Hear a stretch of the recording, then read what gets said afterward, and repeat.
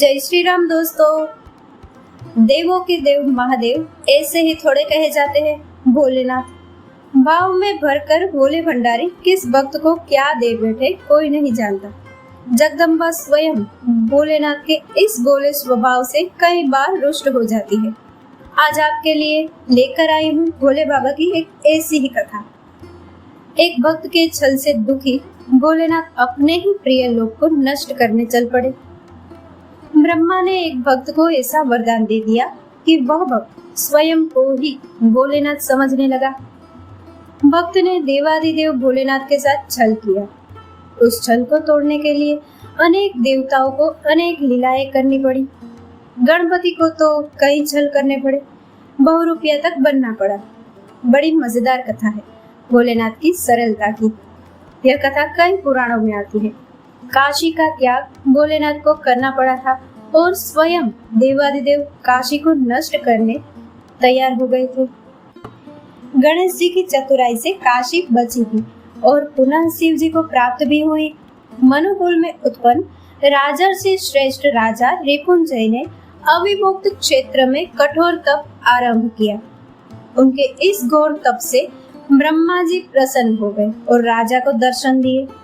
ब्रह्मा जी प्रकट हुए और रिपुंजय से कहा, रिपुंजय तुम संपूर्ण वसुंधरा का पालन करो। तुम्हारे धर्मनिष्ठा पूर्ण शासन से प्रसन्न होकर देवतागण स्वर्ग के रत्न पुष्पादि से इस वसुंधरा को सुशोभित करते रहेंगे।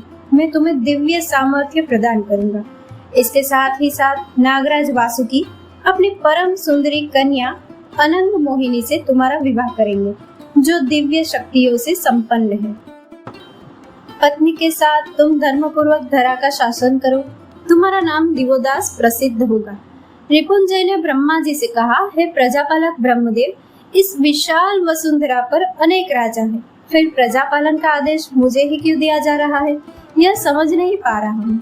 ब्रह्मा जी ने कहा, तुम सभी प्रकार से धर्माचरण युक्त हो, इसी कारण देवराज इंद्र तुम्हारे राज्य में सुवृष्टि करने में स्वयं को गौरवान्वित समझते हैं। ऐसा राजा ही प्रजापालक बनने का अधिकारी है। किसी धर्म विहीन को यह अधिकार मैं दे दूं तो सर्वत्र दुख दारिद्र्य का साम्राज्य हो जाएगा। रिपुंजय ने कहा, हे पितामह, आप इस धरा का पालन करने में स्वयं समर्थ है, परंतु दयालु होने के कारण आप मुझे यह सौभाग्य दे रहे हैं। आपके द्वारा प्रदान की गई इस कृपा और यश से मैं धन्य हूँ और स्वीकारता हूँ कि किंतु मेरा एक निवेदन है। ब्रह्मा जी ने कहा, रिपुंजय मैं तुम पर प्रसन्न हूँ। यदि तुम्हें इसके अतिरिक्त भी कुछ चाहिए तो मांग लो। अमरत्व के सिवा मैं तुम्हें सब कुछ देने को तैयार हूँ। रिपुंजय ने कहा, मैं धरती का शासन सूत्र तभी स्वीकार करूंगा यदि देवतागण पृथ्वी को छोड़कर अमरावती में ही वास करें। वे पृथ्वी पर न आए, नाग आदि भूतल में नागलोक में ही वास करें, ताकि पृथ्वी की पूरी व्यवस्था में अपनी सुविधा से चला सकूं। ब्रह्मा जी ने रिपुंजय को उसका इच्छित वरदान प्रदान कर दिया। देवताओं को पृथ्वी को छोड़कर अमरावती को जाना पड़ा। नाग आदि नागलोक चले गए। देव स्थानों में अब देव विहीन हो गए थे। शिव जी भी ब्रह्मा जी के वरदान की लाज रखने के लिए मंदार पर्वत पर तप के लिए चले गए। ज्यादातर देवताओं ने भी उनके साथ मंदिर पर ही वास शुरू किया। श्री विष्णु ने समस्त वैष्णव तीर्थों का त्याग कर दिया और महादेव जी के पास ही रहने लगे। अब रिपुंजय राजा दिवोदास के रूप में निर्विघ्न वसुंधरा का शासक हो गया। उसने ही प्रजा को बताना शुरू किया कि समस्त देवताओं का कार्य भी वही करता है। प्रजा हर प्रकार से सुखी थी, इसीलिए वह उसे ही देवता मानने लगी। दिवोदास देवता की तरह देवालयों में पूजा जाता। वही सभी देवताओं का रूप धारण करके प्रजा को दर्शन भी देता। देवतागण निरंतर लज्जित होते। दिवोदास के राज्य में सर्वत्र धर्म का वास था। प्रजा धर्म परायण थी। अधर्म की तो दिवोदास के राज्य में कल्पना भी कोई नहीं करता था। इस प्रकार राज करते दिवोदास को 80 सहस्त्र वर्ष बीत गए। इससे कलयुग में देवताओं के गुप्त रूप से पृथ्वी पर रहने की योजना गड़बड़ा गई। उधर शिवजी ने सोचा कि अब फिर काशी चला जाए। अब तो उनके द्वारा उत्पन्न अंतिम राजा का समय भी समाप्त हो चुका है। शिवजी ने काशी जाने से पहले कुछ दूत भेजकर काशी का हाल जानने का निश्चय किया और अपने कुछ दूत काशी भेजे। उधर काशी में दिवोदास ने अपने तपोबल से तमाम देवताओं का रूप ले रखा था। इस तरह उसने न सिर्फ शासन व्यवस्था बहुत बेहतर कर रखी थी, लोगों को भरमा भी रखा था। शिवदूतों के पूछने पर काशी के लोगों ने कहा, हमारे पालन करता तो बस दिवोदास है, हम तो उन्हीं को जानते हैं। लंबा समय बीत गया तो शिवजी को काशी की याद सताने लगी। काशी का बिछोह होने से शिवजी के साथ साथ अन्य देवता गण भी दुखी थे। दिवोदास स्वयं उनका रूप धरकर घूमता था, इससे वे लज्जित भी थे। देवता इस अवसर की तलाश में थे कि कभी तो दिवोदास धर्म त्याग करे ताकि ब्रह्मा जी के वरदान से जो स्थान छीन गया है वह पुनः प्राप्त हो, पर कोई अवसर नहीं मिला। दिवोदास के कार्य में बाधा उत्पन्न करने की भी कोशिश हुई, लेकिन कोई सफल न हुआ। अंततः शिवजी ने 64 योगिनियों को इस कार्य में लगाने का निर्णय किया। योगिनियों को शिवजी ने बुलाकर कहा, 80 सहस्त्र वर्ष से काशी से मैं दूर हूँ। दिवोदास लंबे समय तक वसुंधरा का स्वामी रह चुका है, पर लगता नहीं कि वह राज्य का त्याग करेगा। योगिनियों, तुम जाओ और देखो, यदि दिवोदास के राज्य में कहीं भी धर्म में छिद्र दिखाई पड़े तो सूचित करो। योगिनियां 12 मास तक काशी में घूमती रही, पर उन्हें धर्म में कहीं कोई छिद्र या कमी दिखाई न पड़ी। भोलेनाथ का कार्य नहीं कर पाने के कारण योगिनियां अंततः काशी में बस गई। अब काशी को कौन खाली कराए? भोलेनाथ ने सूर्यदेव का स्मरण किया। सूर्यदेव शिवजी के बुलावे पर आए। शिवजी ने सूर्यदेव को कहा, हे शक्ताश्व वाहन, काशीपुरी का राजा दिवोदास धर्म विरुद्ध आचरण करे वैसा कोई उपाय करो, परंतु राजा का अपमान मत करना, क्योंकि धर्माचरण में लगे सत्पुरुष का जो अनादर होता है वह अपने ही ऊपर पड़ता है। ऐसा करने से महान पाप होता है। यदि तुम्हारे बुद्धि बल से राजा धर्मच्युत हो जाए तब अपनी दुस्सह किरणों से तुम नगर को उजाड़ देना, उसे मैं पुनः बनाऊंगा।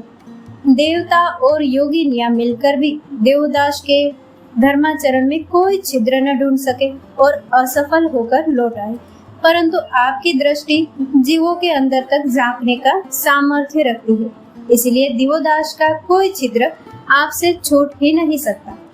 मुझे विश्वास है आप यह कार्य जरूर कर सकेंगे। भगवान भोलेनाथ की आज्ञा सिरोधार्य करके सूर्यदेव काशी गए। वहां बाहर भीतर विचरते हुए उन्होंने राजा में थोड़ा सा भी धर्म का फेर नहीं देखा। वह अनेक रूप धारण करके काशी में रहे। कभी कभी उन्होंने नाना प्रकार के कथा कहानियां सुनाकर काशी के नर नारियों को बहकाने की चेष्टा की, किंतु वह किसी को भी धर्म मार्ग से डिगाने में सफल नहीं हुए। हारकर सूर्यदेव भी 12 आदित्यों के रूप में काशी में स्थापित हो गए। ये सभी काशी में पुण्य स्थल है जिनके दर्शन अवश्य करने चाहिए। उसी तरह 64 योगिनियों के भी दर्शन करने चाहिए। दिवोदास के राज में काशी की प्रजा बहुत सुख चैन से रहती थी।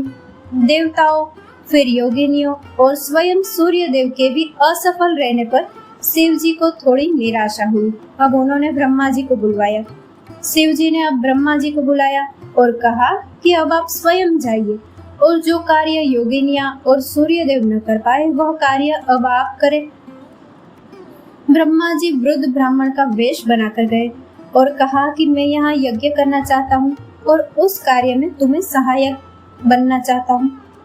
दिवोदास ने अपने राज्य का कोष उनके लिए खोल दिया। दिवोदास धर्म से अड़िग न हुआ। ब्रह्मा जी ने 10 अश्वमेध यज्ञ पूरे किए।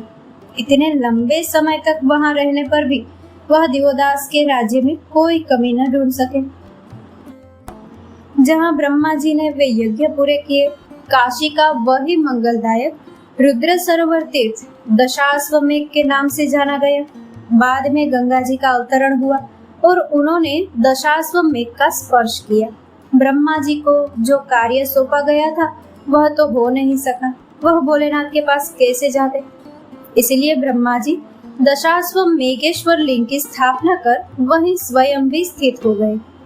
भोलेनाथ द्वारा भेजे गए सभी लोग वेश बदलकर काशी में ही वास करने लगे थे।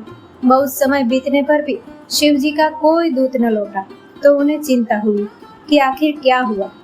उन्होंने विष्णु जी से चर्चा की। विष्णु जी तो सब जान ही रहे थे। उन्होंने कहा कि मैं स्वयं पता करता हूँ। इसके लिए एक योजना तैयार की गई। विष्णु जी ने कहा कि जो कार्य है वह बिना बुद्धिमान गणेश जी के पूरा नहीं हो सकता। गणेश जी को नायक बनाकर इस कार्य में सभी जुटे। गणेश जी ज्योतिषी का वेश धरकर काशी पहुंचे और वहां अपना आवास एक मंदिर में बनाया। ज्योतिषी का ख्याति शीघ्र ही फैल गई। रानी लीलावती ने राजा दिवोदास से कहा कि नगर में इतने बड़े ज्योतिषी पधारे हैं, उन्हें आदर सहित महल में लाकर उनकी सेवा करके आशीर्वाद लीजिए। दिवोदास ने ऐसा ही किया। ज्योतिषी बने गणेश जी महल में आए। राजा ने उनसे कहा कि आप मेरा भविष्य फल मांगिए। गणेश जी ने कहा, 18 दिन बाद एक ब्राह्मण तुम्हारे पास पहुंचकर सच्चा उपदेश करेगा। उसके उपदेश मानो तो लाभ होगा। दिवोदास अत्यंत प्रसन्न हुआ। विष्णु जी की योजना सफल हो रही थी। इस बीच गणेश जी ने उन सभी गणपति मंदिरों में जो दिवोदास के राजा बनने के पूर्व स्थापित थे, वहां रूप बदलकर वास कर लिया। 18वें दिन श्री विष्णु जी कथावाचक विद्वान ब्राह्मण के वेश में 2 शिष्यों के साथ काशी में आए। शिष्यों के रूप में लक्ष्मी जी और गरुड़ वेश बदल कर आए थे। विष्णु जी ने अपना नाम पुण्यकीर्त, गरुड़ का नाम विनयकीर्त तथा लक्ष्मी जी का नाम गोमोक्ष बताया।